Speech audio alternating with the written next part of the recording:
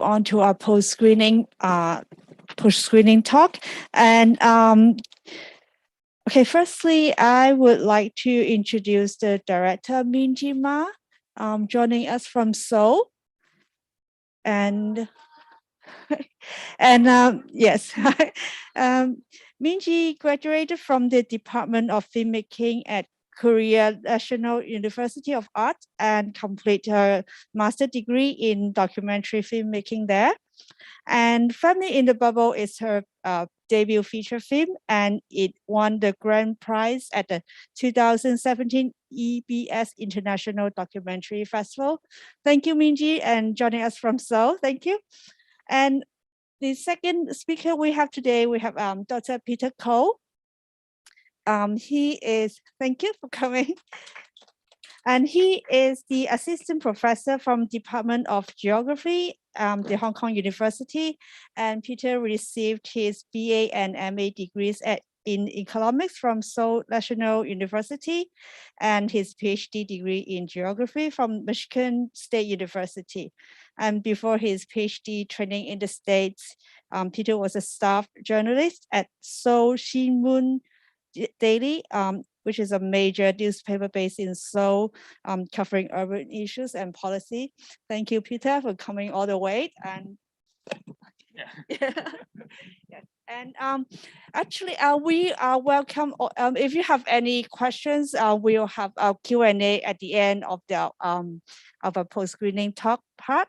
But first of all, I have some questions for both Minji and Peter. I start with Minji. Thank you for joining us. And it was a great documentary. It's very interesting. And first of all, I know this movie is actually based on your personal background, your family.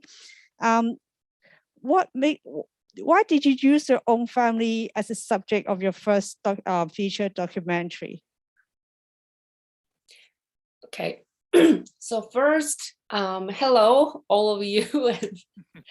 I'm so nervous now, but it's okay for me because I cannot see the whole audience, so it makes me a bit relieved. Okay, so about the first question. So before I started to make this documentary, all of a sudden I just bumped into my father in the center of Seoul. So I thought like, I know nothing about my parents. So I began to research about my parents and their history.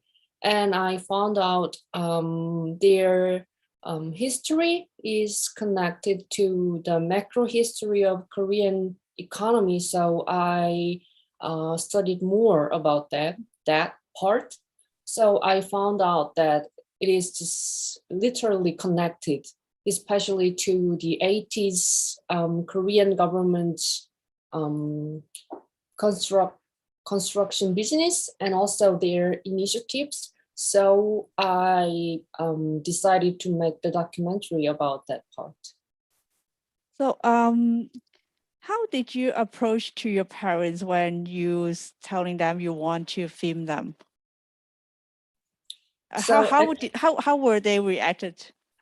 Okay, so actually my mother didn't like it. So sometimes when I have some interview with her, then she avoided it and she just went out of the room to put some makeup on her face or something like this.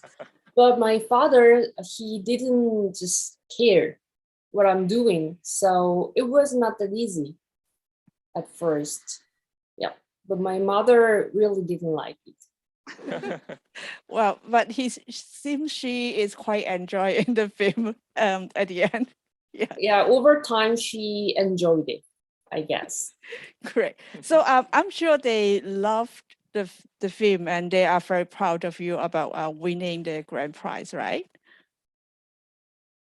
Yes, actually, just after I received the prize, my mother bought a huge bouquet of flowers and she gave it to me. And when I released my film at the theater, then she just watching my film at theater again and again. So she just was just so closer to the manager of the theater at the end. Yeah, so some of the audiences just found her at the theater, so they reviewed about her on Twitter or something, some kind of SNS sometimes. That's great. Now, I have some questions for Peter. Yeah. And in the film, it's also talk about the South Korea actual benefit from the 1988 Olympic Games economically. Right. Can you explain that a little bit? Yeah, the 1919 Seoul Olympic game was one of the most successful Olympic Games in Olympic history, actually, because before the two Olympic Games, which was held in Moscow in 2080 and 1980, and then the Los Angeles Olympic Games 1984. Which was actually boycotted by each other because of the Cold War situations. So the Moscow Olympic, the Western countries didn't go there. And then the 84, the Los Angeles, and then the Eastern Europe, and then the Soviet Union, they didn't participate. So then, so actually got some advantage from two games. And also at the same time, this is one of the first Olympic Games, which is held by in suddenly newly developed, so newly industrialized countries in there. So yeah, so that was really interesting. But the very interesting is actually that was actually the Japanese, the government actually recommend that the then dictator government to the Korean government people to hold the Olympic Games because they already have very good Olympic Games, 1964.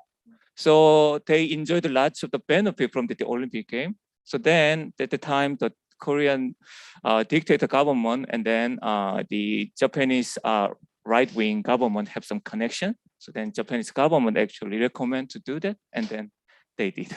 So that's the history of the Seoul Olympic Games. Okay. Yeah. So the country is actually benefit financially that year too. I right? think I couldn't say it is not financially because always that mega event is not lucrative actually. Yeah. So Yes, now yes, now true. that's why many countries now don't want to have the big games, but only some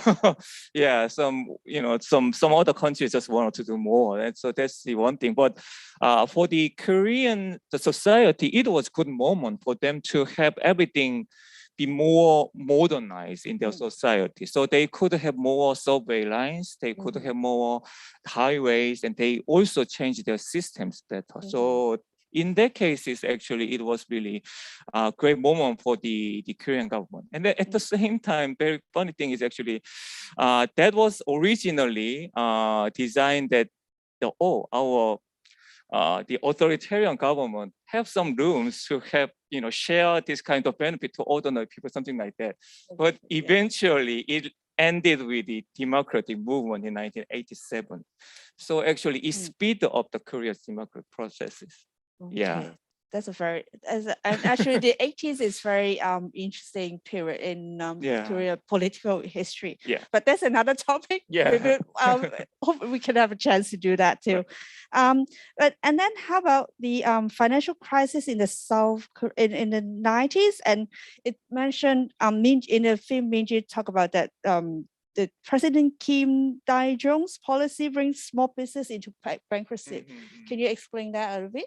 Yeah. So actually, the Korean government didn't have much rooms for their economic, I could say, renovation, I could say. Yeah. So because all the global community actually pushed to the South Korean government to do this and this, especially the IMF. So all the policies actually we just following the overall guidelines of the international society.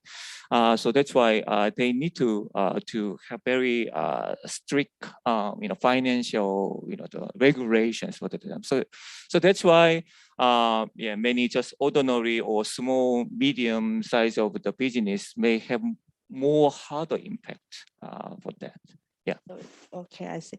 And then how about like now? Does that still affecting the small business in South Korea now? I think it is. I think I could say it is a yes and a no, because now the Korea economy is getting bigger and bigger, and now one of the leading economies nowadays. So, and the system is actually way better than before. But at the same time, still, you know the word, the chaebol, the large, the government groups, they still have some power in the business world.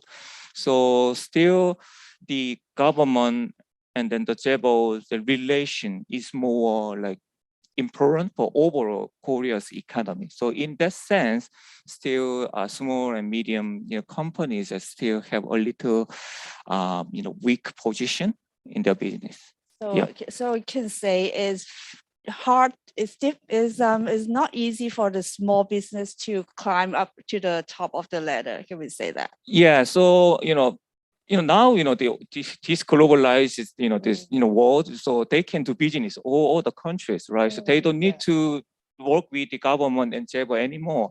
But at the same time, chaebol still take their business away. So for example, now many big the chaebol companies try to have even coffee shop, even supermarket. So why do they need that kind of businesses, right? So that in that sense, they still have disadvantage in economy. Okay, that's interesting.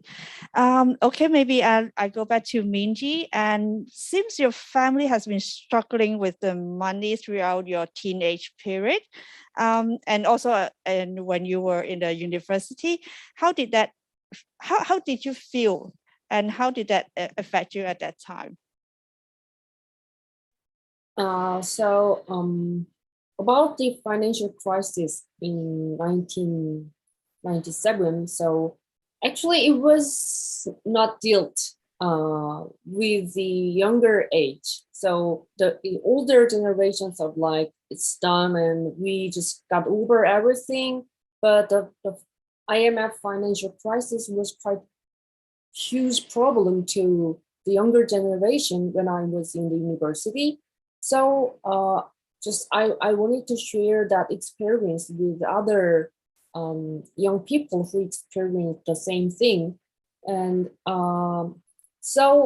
before I made this documentary, then I couldn't see what was going on, and my parents didn't say anything about that. Just okay, so we are now just moving out, and we just changed our apartment to the smaller building, and we don't have any problem like this.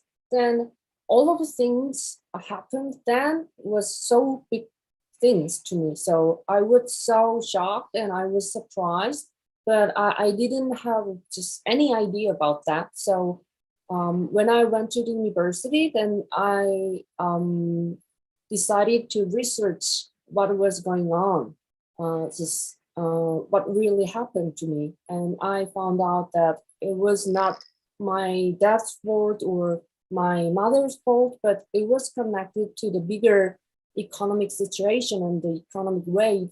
So I was a bit relieved, and I just figured out what was going on actually. The all of experience just made me stronger actually. So I did a lot of I had a lot of part-time job and side jobs. So now I'm just like surviving as a freelance filmmaker or something like this. You're same as many young students nowadays. And actually, I was wondering, like, do you have any friends or colleagues or classmates that have a first similar problem with you? Actually, at the first screening, I released my film at Jeonju International Film Festival. So a lot of audiences cried because they've never heard that kind of story before, but they also experienced the same things as me. So just they said like, yes, my family, it happened to my family, the same thing. So they cried, and just we talked a lot about our experience. So we were young in the IMF crisis, but what happened then, and how can I put it? So like what affected to our life was similar. So yeah, we just discussed about that. And even when I had a screening in Thailand, so the IMF crisis started from the Thailand actually. So it is called Tom Yam Goong crisis, so called. So one of the filmmaker at the theater also had the same experience as me. So it was very surprising. That's very, very interesting. And that brings me to the question to Peter. How about you? And I know you are not as young as Minji, but I assume during the financial crisis, you were in your senior year or university. Does that, how do you affect how you see your own future? Actually, 1997 was I was a freshman in the university, and then I remember 1997 is happiest time in my life until November. And then after November, all the crisis, happened. Until November, every day was really, really like, I think I could see that there is money out there. When I take the bus, when I take the taxi, I can see the money is there. Yeah, that's the right people Korea IMF situations. But suddenly we have that the situation then, you already watched this, the Minji's movie, that the foreign exchange rate for the US dollar is just doubled. Yeah, so that means Korea money value is cut half. Yeah, so then the first, my reaction for that is actually, oh, I cannot go to backpacking next year. Because at the time, usually the Korean student is actually year 2, they usually go to backpacking to European countries. Yeah, like following the Japanese, the people. Yeah, but that was that. But the thing is actually, it should have happened actually, because the IMF crisis is because the Korean economy has become, changes from the industry society to the post-industry, the society. So meaning, before that we have more manufacturing-oriented society, but now we need to have more service, the knowledge-based, economy. So it should have happened anyway, but the time and then the strength of that event was too stressful for the people. So that's, I could say. But you are not really worried about your career because you are in a university already, like, and you study economics. Yeah. Yeah. So a little different situation, because like a little older ages than me, like someone graduated in 1980s. Actually, what they do is, for the 4 of their university time, is just doing nothing or doing some protest always, and then suddenly they get a job from the Samsung and big company, because at the time the Korean economy is just going up and again. Yeah, for us, the speed of the increasing the economy is a little slowed down, but still there was not positions out there. But nowadays it is quite difficult because the society is really, really similar to many other developed countries or Hong Kong. Yeah, so yeah. Yeah, that's true. And I think it's also same as many university students, because we have Asian society have lots of interns every Yes. year, Yeah. and they love to get a job here because it's Yeah. easy for them. So, and everyone's is a big issue for Yeah, them. they So are very think about, talented, more talented than us probably, but yeah. it's difficult to get a job now. Yes, Yeah. that's true.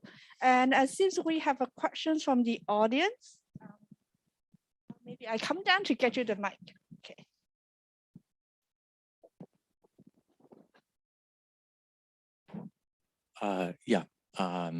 Thank you very much, Minji, for your movie, which we've enjoyed, and a very belated 6 years old congratulations on winning the award that you did, or the first one anyway.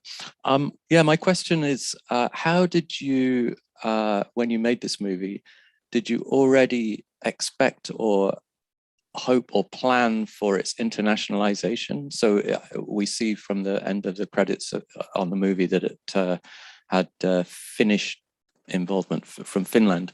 And also, of course, you have very good English subtitling on the movie and so on. So was that something you'd planned from the very beginning? Or was that something that funds allowed you to do afterwards when you already had some recognition? That's one of the questions. And the other one is, what are you working on now?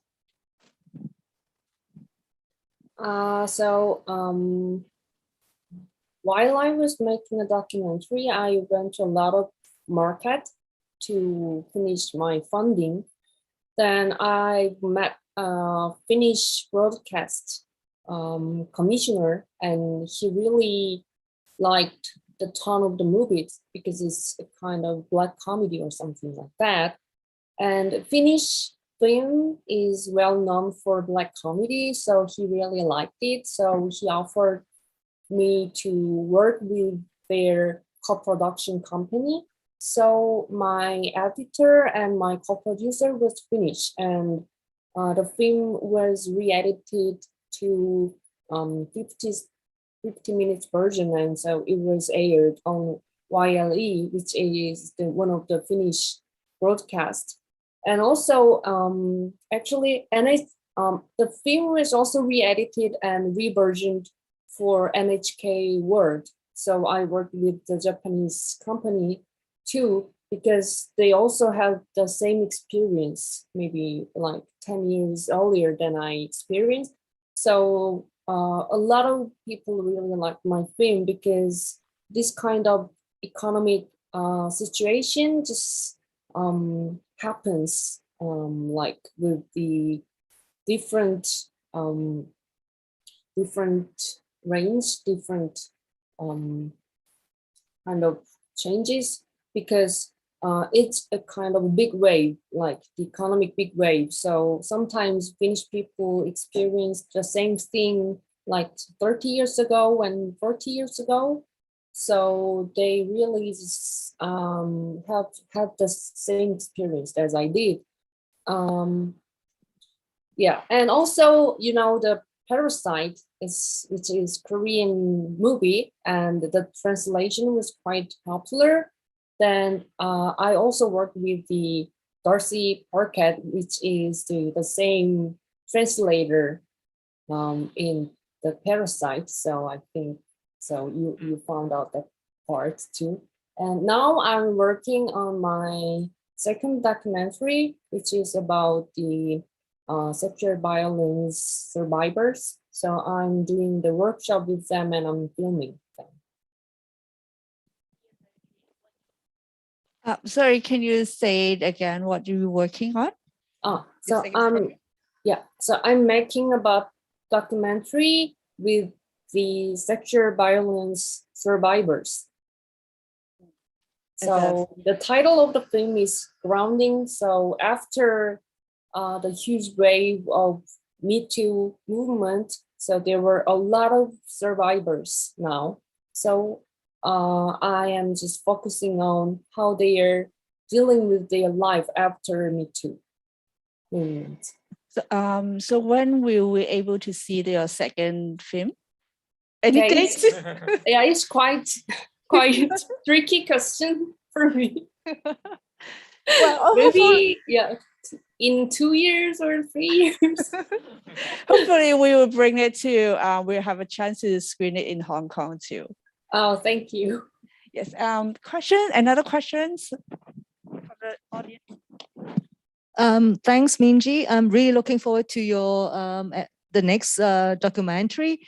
Just really intriguing questions I want to ask. What happened to your piece of land right now? I guess the price of the land is going up. Yeah, and the interesting part is like, so when I went to the Finnish Film Festival, the festival just they didn't know the detail of my film. Then they gave me their land, a part of their forest as a gift.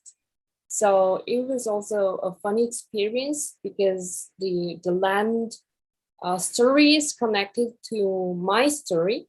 And actually, I just easily criticized, like, okay, the wealthy people is so bad, and just getting the land or just doing something with the apartment is so bad. Then when I went to my land, then I didn't know that I was just I was having a big smile on my face. I didn't know that actually. Then when I checked the footage, then when I just checked all of the footages I've taken there, then I was smiling. So I was quite shocked because I always criticized everything. Then now I'm happy with the land. So there was also some kind of sarcastic thing I've learned at the end of the film. Okay. We have one questions at the back. Hi, Director. Just want to share. Well, first of all, I want to thank the organizers for this unique opportunity. I have a slightly personal thing to share here.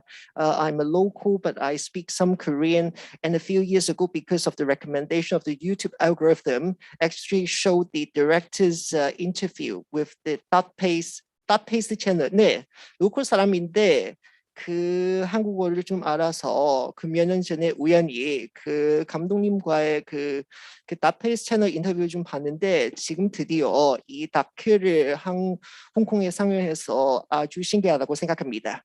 So it's quite unique. It is quite unique that finally I could see this documentary in Hong Kong now, basically. So my question to you is, given the family situation and so on, when you decided to be a documentary major, when you went into college at that time, did you tell your family? And what did they say anything to you at that time, or did they just note what you do and so on and so forth? Thanks. Yeah. So yeah, my mother really didn't like it, and my father just didn't care what I was doing.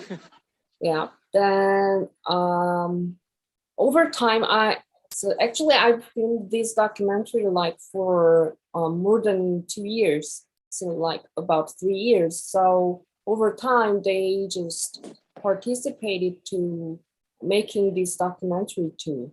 Like, for example, so my mother was kicked out of the big event place.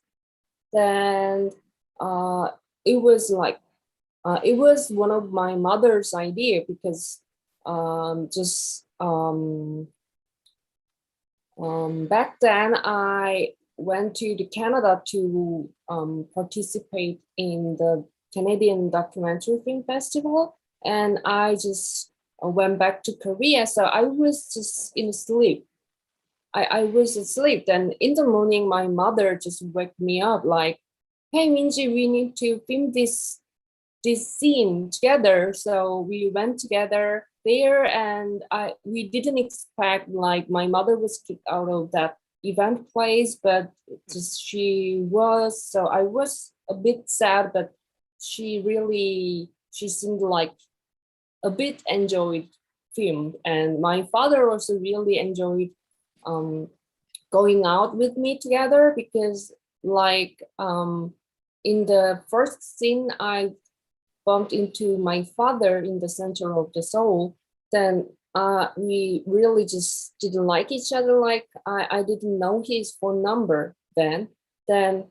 Whenever I filmed him, then we have to go together. So he really liked it. So yeah. After I finished my film, then he was a bit sad because I didn't ask him to go out together. Okay. So maybe I could bring the very last question to Minji. How's your relation with your parents now? You living with them? After I finished my documentary, my father just had too much information because I and my mother kept a lot of secret from him. So he was a bit surprised when he got all of the information after he watched this film. And my mother, she was a bit moved because she was a bit ashamed of our family's situation. Then when she met a lot of audiences, then they just came to her, and we also had the same experience as you did, and so great, just so thankful to just having this film. So she was a bit moved, and she was really surprised to meet the same people. And now, so in Korea, the public housing welfare is just so rare. Then my parents were selected to moving into the welfare apartment. So my father kicked me out of their house. So one day, so one day he said like, oh, we are selected to moving into the welfare apartment, so you need to go out of our house. So now they're living in a welfare apartment, and now I'm just living just away from them. So I'm sure you enjoy to live by yourself and make your own movies, right? Or new movies. Okay, so thank you. This is the end of our program today. It's very interesting conversation with Minji, and thank you, Peter, for coming all the way to Asian Society, and thank you coming to this program. I hope you like it, and we are going to have the last screening on December 26th.